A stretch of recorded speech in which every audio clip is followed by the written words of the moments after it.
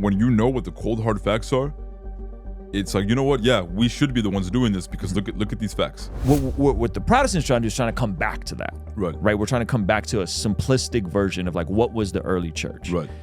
Because they were being abused, and the abuses happened during the time of the apostles. Are you saying the apostles abused? Ruslan. Has there been? It seems like because when I came to faith, like I saw virtually no Catholic apologists. Right. Yeah. Has there? Is this like a? It seems like Catholic Answers and these other organizations have really been intentional to create great apologetics resources for Catholics. How calculated has that been? How connected to Rome has that been versus how organic is that? I think it's, especially here in America, I think America is kind of like the forerunners for like, Catholic apologetics. We've always had Catholic catechesis. But Catholic apologetics is something that really has taken off, really out of necessity, because we have so many great Protestant apologists, so many great Protestant catechists that they created a need for, on the Catholic side, say, hey, we need to make sure that our people know their stuff and know it well, and that led to a group like Carl Keating starting Catholic Answers, in the 1980s, which is here in San Diego, right in San Diego, absolutely, yeah. And it was really because of you guys. You guys were the ones that inspired lay Catholics to want to to learn how to answer the objections made by Protestants. And it's and here's why we were so eager to do it. And at the risk of sounding, I don't want to sound like triumphalistic or arrogant, when you know the facts, and you know what the facts are, and you have the truth, when you know what the cold hard facts are, it's like, you know what? Yeah, we should be the ones doing this because look at these facts. Like, yeah, we kind of, we are on the side of the facts. So now let's go just show the facts and demonstrate the facts to people. And I think that's why we became so eager, and why we've had so much success. It's not because we're smarter than Protestants. It's not because we argue better than Protestants. It's not because of any of that. It's simply because we literally all we do is just present the facts and say, look, these are the facts of history. Yeah. This is what the church father said. This is, boom, and we just put it on the table, and that's really all you have to do. Yeah. And when you do that, and So feel free to push back, and just for the record, the last thing I want to do is debate you. No, not here to debate. Not here to debate. But I do think there's value to clarity. Yes. Right. Yes. So when you say the facts, right? I think it's a great value proposition, because that's a very stern, like we have the answers. Right. So I'm curious in that, like, when you said the church fathers, right? Yeah. What I appreciate about Catholics is that there's an acknowledgement that there's been innovations, and I'm not trying to say that word in a derogatory term. Can I say the word innovations? Yeah, please. Yeah, okay. No problem. So the church has this apostolic connection going back, and things have evolved. Yeah. Whereas like the Orthodox are like, no, like we're the one true church. Right. And this is how it's been for thousands of years. Right. And the Catholics have evolved, but we've stayed true to the actual faith that the apostles left behind. Right. My question to you, and so the Protestant proposition is that we are trying to go back and reform the church. We're not trying to start a new church. We're trying to go back to like, what did the apostles and the apostolic fathers actually establish? And what was church like for that first 150 years before they could meet in buildings? Right? Before there was hierarchy. And so like when I look at that, and I've gone back, and again, not an expert. I don't want to, I'm not going to pull out Polycarp and Clement quotes on you, because I'm not in that role. But when I go back and just look at a very basic look at that stuff, it seems like the church expressed early on was much closer to less hierarchy, less overt structure. And yes, you had bishops, and obviously you had pastors and apostles and all that kind of stuff, but less disparity between clergy and laity. Less and more organic. I don't know how else to say it, but more organic. I mean, you have the letter, you probably know this better, between two Roman emperors writing back and forth, and they're writing about a church ran by women slaves who were pastoring each other. And this is in the thousands, the early, like I want to say 990 AD, right? Do you know what I'm referencing? No. The letter. It's 90 AD, no. It is the letter of I had it written down somewhere. It's the letter between two Roman emperors, and they're writing. Oh, the Trajan letter to Pliny. Trajan letter to Pliny. Okay. And they're writing, and they're saying one emperor. And, one emperor, and he's writing, and he's saying, like these Christians are kind of goofy. Like I'm paraphrasing. There's a bunch of like slave women leading Bible studies in churches, and they call them churches, and these women are called deacons. You know? Oh yeah. Okay. And so you see this thing sprouting up, and what the Protestants trying to do is trying to come back to that. Right. We're trying to come back to a simplistic version of like what was the early church. Right. I appreciate Catholics in saying, hey, there's innovation, but it's because of apostolic succession. The Orthodox are saying there's no innovation. We've held to the same views. Right.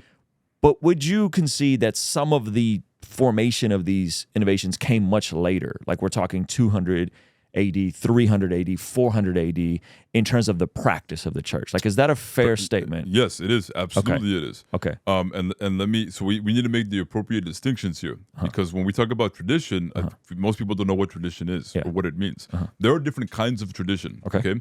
We have divine apostolic tradition. Okay. Divine apostolic tradition is what God revealed to mankind, okay, what Jesus Christ gave to the apostles. Divine apostolic tradition cannot change. It cannot change. It's impossible for divine apostolic tradition to change because it is the deposit of faith that was given by Jesus Christ once and for all to all the saints. That cannot change. So all of the dogmas, right, all of the beliefs that were revealed by Jesus to the apostles, that has to be maintained. That cannot change one letter, right? Okay. There is human apostolic traditions, and those are traditions that originated with the apostles themselves, but not from Jesus. And human apostolic traditions have indeed changed, or traditions of the apostles that have either changed or been abandoned completely. Okay. For example, in the early church, it was a human apostolic tradition to worship, to go to the temple, on the Sabbath, and have the liturgy of the word in the temple. And then the next morning, you would go to the house of the bishop, and you would have the liturgy of the Eucharist. That was a human apostolic tradition. Yeah. By the year 70, because they were Jewish, and so they were going to synagogue. Right. They were going to the temple in Sunday Jerusalem, morning they would gather on the first day of every week. Paul writes about gathering on the first day of the week. Yeah. And they would have the liturgy of the Eucharist. In the year 70, the temple got destroyed, so now there's no temple. There's no temple. So the apostles, during the apostolic age itself, the apostles made a change, and they said, now we're going to have the liturgy of the Word and the Eucharist together, back to back, at the same time, on the same day, Sunday mornings, Saturday evenings, or Sunday mornings. Sure. And to this day, in the Catholic and Orthodox churches, you can go and worship God, and fulfill your obligation on Saturday evening, because, for the Jews, Saturday evening is now Sunday, they're Sabbath, right? So it's Sunday, right? It was Saturday evening. When it gets dark on Saturday, it's no longer the Sabbath. Now it's Sunday. Sunday has started. And the church has maintained that tradition. So that was a change, even in the time of the apostles. The apostles, the liturgies of the apostles don't exist anymore. They used to have what was called agape feasts, or love feasts. When they would come together to worship God, and they would have the liturgy of the Eucharist, they would celebrate the Eucharist. They would do it, their liturgies, they would do it in the context of what's called an agape feast, a love feast. No Christian today, Catholic, Orthodox, Protestant, has agape feasts. Those do not exist anymore. Right. As a matter of fact, why do those not exist anymore though? Because they were being abused, and the abuses happened during the time of the apostles. Are you saying the apostles abused? No, not the apostles.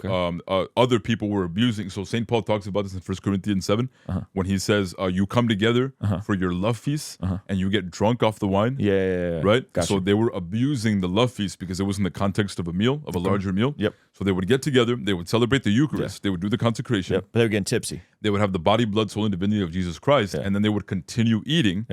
And they were having the non-consecrated wine, the non-consecrated bread, and they were getting drunk off of it. So it was being abused. It was abused so bad that by the late 3rd century, they completely did away with the agape feast.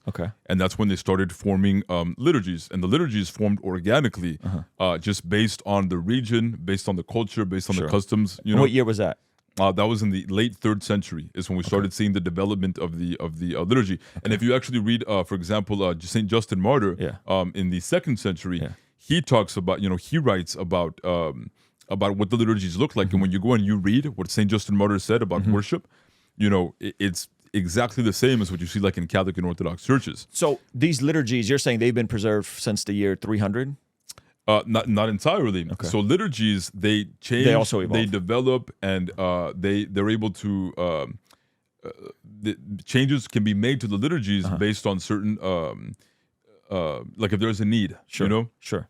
So, for example, we have different liturgies. We have the Latin liturgy, the Roman liturgy. We have the Byzantine liturgy, the Armenian liturgy, the Coptic liturgy, the Syriac liturgies, and those liturgies naturally developed, over time according to how the people of that region were worshiping. How many liturgies are there total? Not languages, but Six. six liturgies. So there's the Roman/Latin, the Byzantine. There is the Armenian. There is the shout out to my people. The Armenian. Shout out to I went to my first Armenian liturgy just a few days ago, by the way. We'll talk about that in a little bit. We have the Armenian, we have the Alexandrian, and then we have the East and West Syriac liturgies, right? So all of these liturgies developed over time. And they develop because it's a natural organic development based on the needs of the people, based on culture, based on, on how people worship. So all of those liturgies, they are indeed ancient. The Byzantine liturgy goes back to it's based off the liturgy of St. John Chrysostom from the 4th century. But the Byzantine liturgy today and how it looks, it was finalized in the 14th century. So I'm totally with you. I think this is exactly like, it seems like the traditions from the church go back to the year 300, 400-ish. And what's important is that fair? Yes. And you said the magic word. The magic word is practice. The practices. Practice can change because we have divine apostolic tradition, one can't change. Human apostolic tradition, which can change and has changed, and nobody can deny that. If an Orthodox wants to deny that human apostolic tradition has changed, I would tell them, why is it that the Council of Trullo in the year 692 said that love feasts were forbidden? You can't have love feasts anymore, and that's what the apostles were doing. Human apostolic tradition changes. Another example of that is the date of Easter, right? Of the 12 apostles, right? If you don't count Paul, we know that 2 of the 13 apostles, if you do count Paul, John and Philip, they commemorated Easter using a different calendar than the other apostles. That's why the churches of Asia Minor, they were celebrating Easter on the 14th of Nisan, because that's what they learned from the apostles John and Philip. How they get that mixed up though? It wasn't a mix-up. It's just that they were using different calendars. Got it. Again, based on where they were, because John and Philip, they established churches all over the Roman Empire, but when they established the churches in Asia Minor, in present-day Turkey, the people there that lived there, the converts, the first Christians, they were using a different calendar. So they said, let's go based off your calendar, because if we change your calendar, that's going to cause more confusion for you guys, and they might reject Christianity altogether. I remember Christmas was on a different day than like Western Christmas. Growing up Armenian apostolic, right? January 6th. January 6th, right? Yeah. So I'm familiar with that. Hey, we're gonna go to the Patreon-only extended version of this conversation. It's a little too much for YouTube. So consider signing up for a free 7-day trial where you could see the entire conversation and get access to all of our future podcasts, be able to interact with our guests, and much more. Here's a little preview of what's available on Patreon. I'll see you over there. There are Catholics that are protesting the Pope, and they still like the title of Catholic, and they still want the title of Catholic. But by definition, I can say you guys have moneyed the waters, because now we have thousands and thousands and thousands of denominations. Well, we don't have thousands. That's an exaggeration. There's like hundreds. With all due respect, hundreds. Don't say the 30,000. I have the last numbers that I checked. It's actually now in the 40,000. No, I think there's a lot of additions, and even through this conversation, like you've had to explain things to me multiple ways and help me understand the schism over the Mass, the Latin Mass, and like the Mel Gibson types. The Red Trad Catholics. And you're saying no, there has to be this other priesthood, and we have to create this disparity between clergy and laity. And I'm just saying, I just don't see that in Scripture. Ruslan.